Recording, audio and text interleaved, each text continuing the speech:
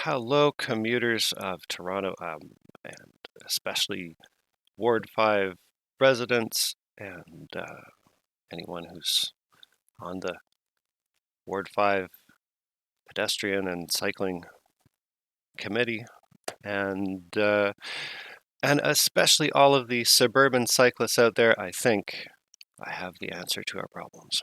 Um, so I got this idea for um, creating a suburban hybrid cycling network uh, to allow cyclists access to Ward 5, our ward, and I think it could work for all of the other suburban wards in the city. Right now, it's real easy to get around the downtown because of all the cycling infrastructure that's gone in, and it's hard to get around all these other spots.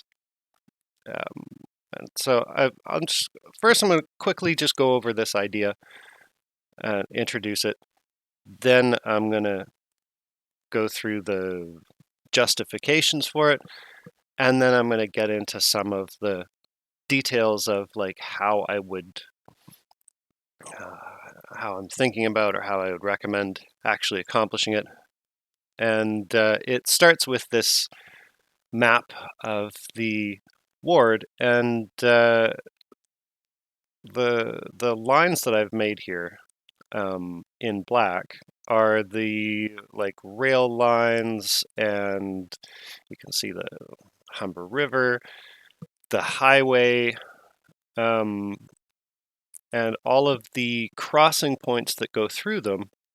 And this is what I see as what makes it difficult for cyclists to traverse around the ward, or what would make it easy. And each of these points, these are all of the crossing spots of these rail lines, highways, and stuff like that. I would call them infrastructure barriers, where large infrastructure blocks off most of the side streets, and there's not that many passageways through them. Most of the passageways are like underpasses and overpasses, and you can see I've put them in various colors. The green ones are just the colors are like based on how easy it is for cyclists to traverse them. The green ones are easy. The yellow or the orange ones are kind of, I don't know, like they're not so bad. They're easy for me because I'm a super elite advanced cyclist. They're easy for some kind of cyclists, hard for others. The red ones are like the most challenging, difficult. I would say like the the most heaviest deterrents, and then the black ones are super difficult now, but might be changed in the future based on stuff that the city is planning on doing. Like Eglinton, for example, this spot is going to end up turning green, and this spot, um, or this spot here because they have plans to put cycle tracks on Trethewey, maybe. This will be turning green at some point in the future. The other places, it's a mystery. So my basic idea is the side streets in our ward are so easy for cyclists to use, pretty much cyclists of any level of skill. And the arterials are so hard to use, and why not just fix the parts of the arterials that you actually have to use, and then connect connect all those spots together along the side streets. So this is my scheme. So I would propose cycling facilities like these, where the idea of each of these ones is you take a spot that cyclists have to pass through, and are avoiding right now, and are when cyclists do use it, they're mostly using the sidewalk, which is also dangerous for pedestrians. So we're taking these spots and just running a cycle track to the nearest connected side streets. And then the next step would be do wayfinding routes between these side streets. And I just did this up quickly and it doesn't include the current cycle tracks that already exist. But this is just kind of speculative. I'd still need some help and do some more work in refining the particular side streets that we might want to recommend. But this is just kind of as a I don't know, as a prototype of the idea, just a proof of concept, and also to see like how much actual cycle track would we need to accomplish this stuff. And I totaled it all up, and the amount of cycle tracks that it would take to do this whole scheme is about the same as they're planning on doing just on Trethewey. So my pitch for the city would be, look, I'm not trying to say don't do your scheme for Trethewey, but at the same time, with the same amount of cycle tracks, you could make the entire ward cyclist accessible just in combination with a bunch of wayfinding routes, which is just signage, and also like a few counterflow lanes on like these on a few streets. And I highlighted these two streets, and based on feedback from other people, we might want to recommend other ones. So before I get into the details about that, I'd like to go over my justification for this. So this is the Ontario Cyclist Handbook. This is, what they recommend that cyclists do. And so on any of our arterial roads, you would be expected to, or you would have to take the lane in order to avoid getting passed at high speed unsafely. And some of these, we have this idea that super wide curb lanes somehow provide cyclists with some safety because they allow drivers room to pass. But this is actually in the city's specifications, and I'm not going to dig it up now because I don't know, it's in there somewhere. But so like Jane, for example, in a whole bunch of spots, it's 5 lanes. They're all pretty narrow. But then when it goes to 4 lanes, in some places, right, see, like here you've got an extra wide curb lane. And the idea has actually been like, oh, this is a safety provision for cyclists because we can bike here where all the debris is, and the drivers almost have space to pass us. They don't have space to pass us within the lane while obeying the law on like minimum distances while passing cyclists, but it's sort of supposed to. And it just doesn't work because a wide lane just means go super fast in the middle of me, and that's what everyone does. So according to the vehicular cycling scheme presented to us by CanBike, which is a variation of the American sort of John Forrester school of vehicular cycling, driving your bicycle the way that you would drive your car and dancing with the drivers.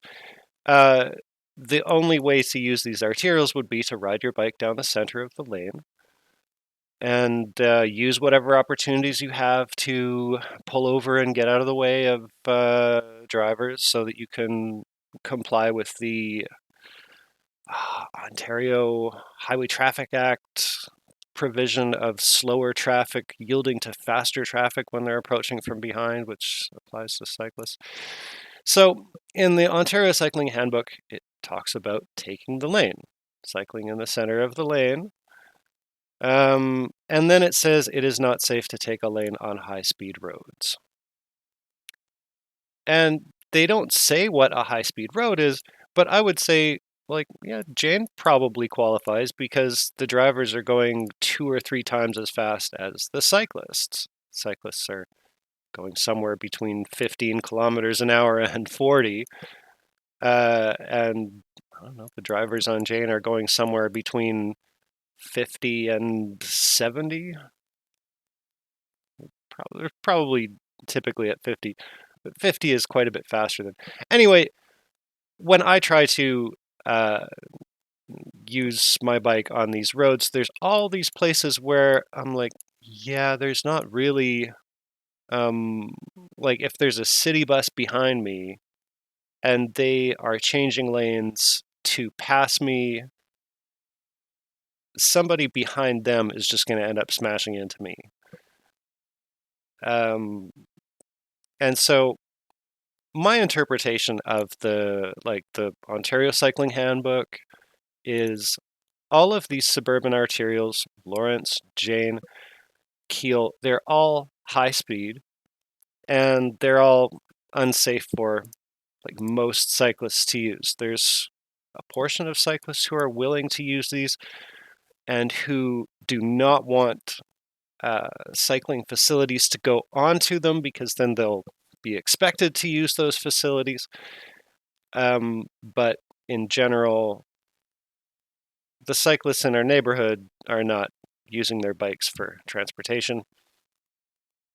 And the drivers are, like, a lot of the drivers are just not that excited about driving. And the only reason that they're driving is because of these places. Because without a car, they can't safely get through these places. And if you look at them, like, if you live in this neighborhood and you just want to go over to this neighborhood,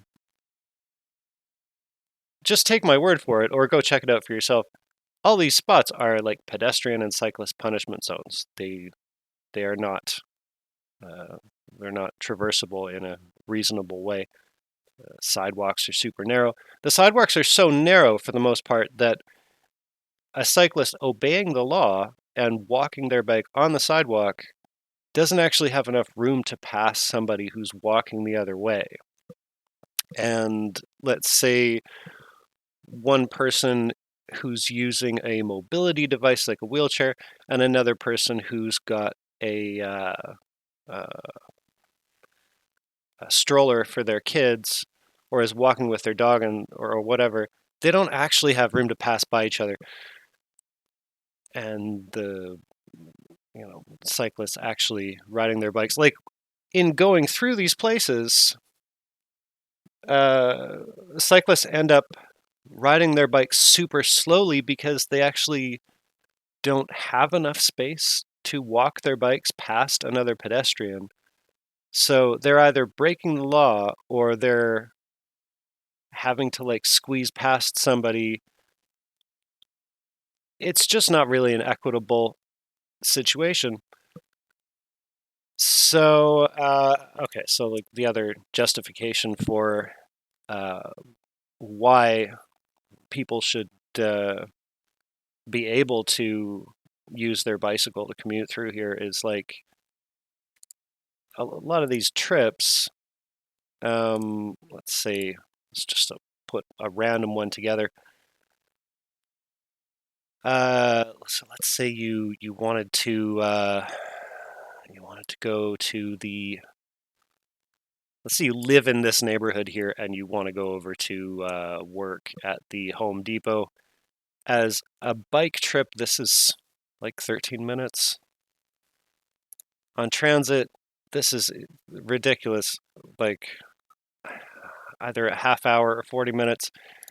And as a drive, it's 9 minutes. It's not even that much faster in a car than it is on a bicycle. But this does pass through one of the places that right now I've marked in black because it's difficult to traverse, and in the future it's going to become easier. So when the city fixes Trethewey, it's going to make this bike ride pretty easy and pretty possible. So for a whole bunch of people, this is going to help.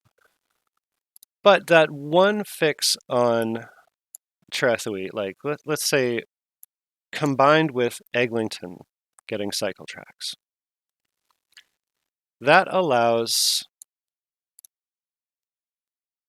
let's say in the future, when this, this,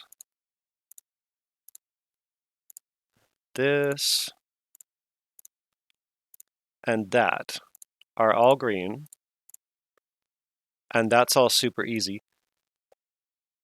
This allows a tremendous amount of access. People will be able to go through here, through here, through here. They'll be able to get into Rockcliffe Smith from these other neighborhoods here, but it's still not going to allow people from Pelmo Park area to easily get into the rustic area unless they're into Maple Leaf or Queens. That's not so hard. Maybe that's not that great of an example. But I mean, going from here to here is still going to be unnecessarily crappy because, like, they'll have to detour all the way down here, have to detour all the way up here. It'd be nice if people could just use Lawrence and, like, eventually we will probably have good cycle tracks on all of these arterials, but if the plan is to build them out one by one, then, like, they picked Trethewey because right now it's got so much extra capacity because it's total overkill. It's massive, and it doesn't process that many drivers. So and it also comes off of Eglinton, which is about to get cycle tracks. So it makes sense in terms of this, like, okay, let's do one arterial at a time. But there's all these places where if we did put cycle tracks along, like, let's say Lawrence, the entire length of Lawrence, there's all these places where, well, it's not really necessary through here because there's these great side street routes which are better than whatever cycle tracks they'd want to make. And the cycle tracks would allow cyclists better access to all the businesses and stuff along Lawrence, and that's a good reason to do that. And that's one of the weaknesses of my suggestion here, is that we'd be relying on these side streets, and it would still be somewhat difficult for cyclists to get to businesses and stuff along the arterials. But it's also the most minimum intervention along the arterial roads that would be necessary in order to take advantage of these fantastic side street routes. And the context is, of course, there's not that many cyclists, so it's hard to mobilize and justify an arterial cycle track network. So if we just use the minimum amount of infrastructure intervention to make the best use of the awesome side street network that we already have and connect it up, then this would probably be the best way to make the ward cyclist accessible, and we could finally find out what the popularity potential is, and it would just have a lot more effect than any individual arterial cycle track project. And when when the ward's pedestrian and cycling committee was getting started, we got this advice from CycleTO saying, like, pick one road, one big mega project to try to get behind and promote. And I've started to think that's maybe not the best idea. This idea is based on kind of like pick the biggest problem that affects a whole bunch of different places, solve it, and then solve the next biggest problem, which is connecting up all these spots. And solving the problem of how to connect all these places, which right now are uncyclable, but we could fix them, is so easy with these side streets because our side streets are just so great. So now I'll go into the details of the proposal. I said earlier that doing this, doing all of these cycling facilities would require about the same amount of cycle track as we are planning to put in on Trethewey. Now, looking at it, it's like, no, it would be about twice as much, really. But that's because my proposal would be for two-way cycle tracks instead of a pair of one-way cycle tracks on either side of the road. And typically, we're so hesitant to use two-way cycle tracks because of we've had trouble with trying to run them next to driveways and stuff, with drivers being unable to safely turn across them because cyclists are approaching at much higher speed than pedestrians. So it's not like crossing a sidewalk. And we're so hesitant to run them past driveways and stuff. But all of these places that I'm like recommending we put cycle tracks through, there's not that many driveways to go past. Like for this, I guess there's no point in talking about Eglinton since Eglinton is going to get. Let's talk about Lawrence. This is the biggest, the biggest, longest one that is in my scheme here, and it is just to get to the nearest side streets. Here, maybe it goes 3 streets too far. Maybe it just needs to go here, and we can connect cyclists around there. But even if it did go all the way to here, let's say it was on the north side.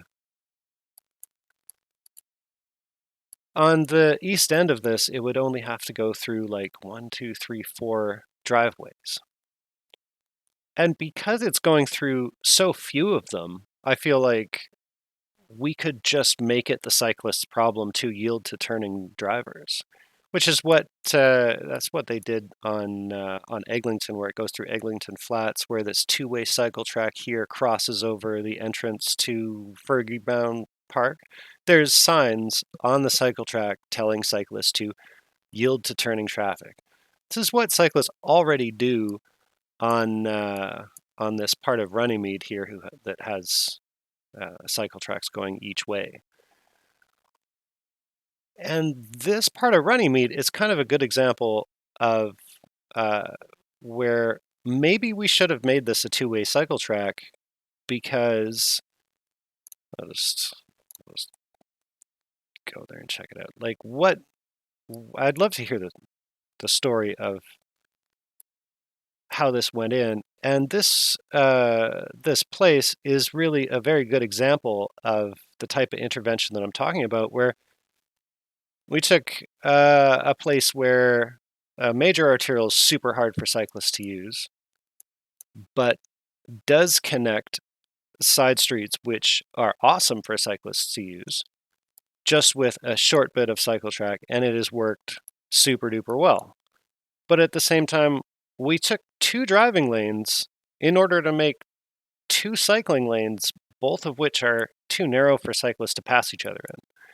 Now, we could have just run a 2-way cycle track down like one of these and left drivers with 2 lanes going in one direction and 1 lane going in the other instead of taking 2 lanes away from them.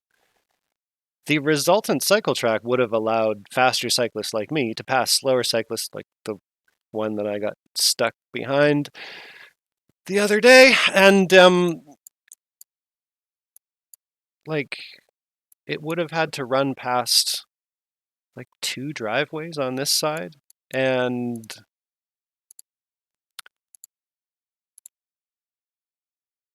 like 1 side street here, which everybody looks over their shoulder and yields to turning drivers here anyway, and that's fine because it's just like 2 places where you have to do this. It's not like on if they're going to do the entirety of Trethewey with cycle tracks,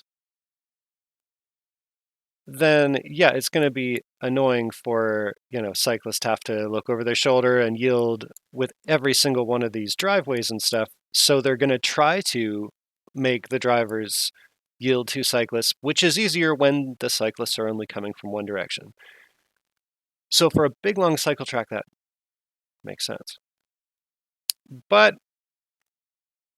in places like this where the cycle track is like, it is not going very far, I would, as a cyclist, I'd prefer this to be a 2-way one, a 2-way facility, because the problems of me interacting with turning drivers are not a huge deal because it's like only in a couple places. I mean, if they ran it down this side, it would be an issue here and there, and on that one other street on the other side. If they ran it down this side, it would be an issue just here and like, I don't know, just here where there's almost no traffic. Like, there's very few people driving back and forth through here. And then I don't know what I would suggest for integrating it into an intersection like this. I'm not a traffic developer. I'd love to discuss this, with people, but like these cycle tracks already do not integrate well enough with the neighborhood going to the west here, but they just barely do, and they allow cyclists a really good amount of access between these 2 places. So let's say, assuming that I'm not going to go into each one of these places and the specific design and stuff. The one other design consideration that we might want to look into for places like this, like for most of these places, the connections go up to a signalized intersection like this one. But there may be some places along which the cycle track is on the wrong side, on the opposite side of the road from a side street, where the side street network would be part of. Like this one, it's got a signal, so there's already a way for cyclists to get onto and off of the cycle track, between the cycle track and the side street. But as we go through this, there may be some places where they meet up at a non-signalized intersection, or we would need some way to make it easier to get into and out of the cycle track. And so that's where cyclist refuge islands would maybe be a thing, such as some of the ones that are along the York Beltline Trail and the Kay Gardner Beltline Trail. I forget exactly where they are, but there is. We have these terrible, tiny, little narrow pedestrian refuge islands in some places in Toronto, and then we've got these. Actually, no, this is an example of one of the terrible, tiny, narrow ones that almost nobody uses. But it's still, just by reserving some space here, like cyclists just hang out there while they're waiting for the oncoming to stage their crossing, or there. And some pedestrians walk through here, but as you can see, it's such a joke that most people don't use it. But the city has these real serious specifications on how far these need to be away from side streets, which this one is not far away from side streets, and what the sight lines need to be and everything like that. And so, I get it, that might be subject to some. Anyway, I think if some, we have the tools to solve this issue of making it easier for a cyclist to cross from one side of a massive road to the other to get onto and off of a cycling facility. This is the new type of thing that we've been using to make it easier to cross a road without using a additional set of signals. And this completely works. This is not hard for people to do, for people to use. It totally does work. So, yeah, if all of these were, except for a few, this, some of these are not going through the bridges and tunnels and stuff. Like the Emmett is a sort of medium-sized, medium-speed road that is really hard for cyclists to use, but we kind of need access to it, and it would probably be easy to put bike lanes along it. So this is just, this was my idea for Emmett, would be like a painted bike lane on either side, which would probably be fine for it. Same with this part of Emmett. I haven't even checked to see whether there's enough space there. This part of Weston is totally unavoidable, and I'd be recommending cycle tracks on either side because there's so many side streets. And then, I don't know, that's got an intersection there. This has an intersection here. So in total, other than a few places like that, in total, if these cycling facilities that I'd be suggesting were all two-way cycle tracks, the other nice benefit of two-way cycle tracks is you don't have to change the rest of the road a whole bunch. You don't have to restripe every single thing. You don't have to shift all the lanes around. You only have to run one sequence of barriers through. I mean, part of my inspiration for this would be where Eglinton crosses over the Humber. This is a fantastic cycling facility. They use regular Jersey barriers rather than the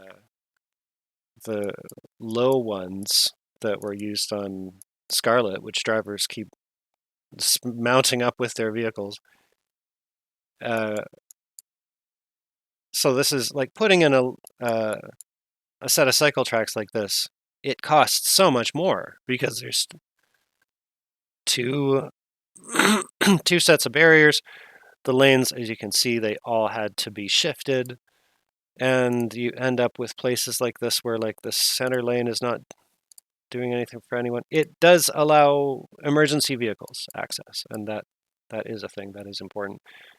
But for a lot of these places, like one of these places would be Lawrence, next to Caledonia. And to me, it would just be so much easier to like just turn this null space here into a driving lane and just turn this lane here into a two-way cycle track. And let's see, where would it have to run up to? It would just have to go to Caledonia. So let's see, what would it have to cross over? Like this back alley where drivers are probably going to be coming through here pretty slow anyway. As a cyclist, if I was going along here, I wouldn't mind yielding to whatever drivers are turning through, because that's the only place I would have to do it. And then I'm on Caledonia, and then, I can deal with that. Or maybe we would be also recommending some changes to roads like Caledonia to make them easier for cyclists, but just allowing the type of cyclists who are willing to use roads like Caledonia, but who are not willing to use roads like Lawrence, which that includes me, to actually just get through these places, that would make a huge difference. And for drivers who, who do not want to give up that much space, for them to see like a cycle track for, a tiny portion of Lawrence, for example, just going through here and then dropping off again at the side streets, I think that would be pretty understandable to them, because they're like, well, yeah, there is no other way to cross through here. Let's see, how far would I be talking to Duval?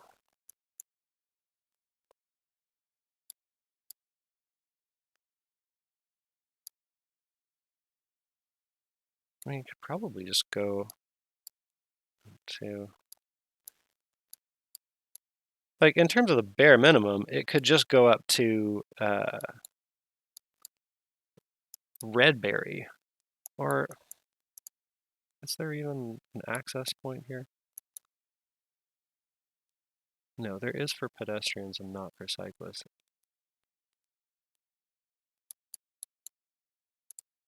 So this side would allow cyclists access to that part of the side street network.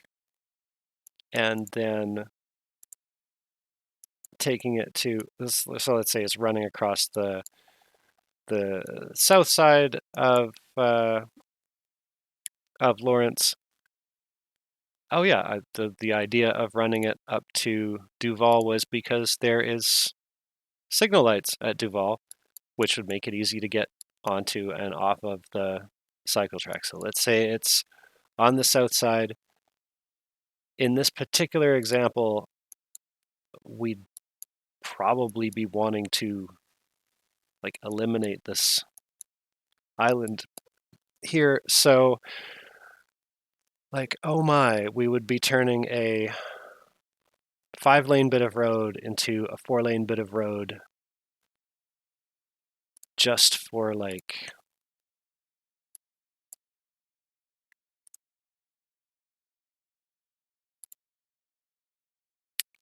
not even 700 meters. That's not a huge demand. It's really not that onerous when it allows cyclists to make use of these absolutely awesome side streets, which they would probably end up turning onto anyway and using anyway, even if we ran awesome cycle tracks down the entire length of Lawrence. And doing this idea, this hybrid idea, it doesn't preclude or prevent us from doing that in the future. It would just make it so much easier to do it if the cyclist volumes warranted it, it would allow us to get those cyclist volumes up to whatever level the demand actually is, without building up infrastructure on every single one of these places. So it would make it so much easier to do an entire arterial intervention in the future, because we'd be creating stuff that drivers could already have switched to. So we'd already have like tons of cyclists using these places, and it would be so easy for drivers the drivers who are losing some of the space to understand it. It would be so much easier to rationalize it with them. And also, this idea makes it, maybe not necessary to do cycle tracks down the entire length of the arterials, or it would make it so much easier for us to evaluate how necessary it might be to do a cycle track down Olive Jane or something like that, just because we would no longer be preventing people from cycling. We'd be allowing them to do it using the bare minimum of intervention. So I'm going to end here. I'm probably, forgetting some detail that I wanted to mention, but I had this idea. Wanted to share it with the Cycling and Pedestrian Committee. Wanted to share it with the broader advocacy community and with people in general. I'm going to keep working on my specific recommendations for the specific places, but I didn't want to keep this to myself until the idea was completely refined. Because I think the idea in general is good as a way of activating the suburban cycling situation without really messing with, without taking any more space away from drivers than is really necessary, and leveraging the amazing side street routes that all of these suburbs have. And I don't know, if there's something terribly wrong with this idea, then I want to find out about it. If in fact it is as good of an idea as it seems to me, then I hope we do it in Ward 5, because I think drivers and cyclists and pedestrians and transit users would all be really happy about it. And whether we do it in Ward 5 or not, I think it could probably work in a hell of a whole bunch of the other places in Toronto's suburbs, or the places kind of between where the urban meets the suburban. And maybe somebody else would want to try this somewhere else, but I really think that our ward is the perfect place to try it. We've got out of all these suburban wards, ours is one that is particularly plagued with this problem of heavy transportation infrastructure creating barriers for cyclists and pedestrians.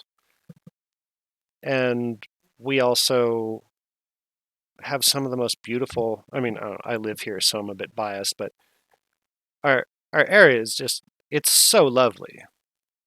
And like 90% of any cycling commute through here is just beautiful, and it's so enjoyable, and it's very fast. And it's good for all ages and abilities. And it's just these places that I've marked in green that are preventing people from doing it right now.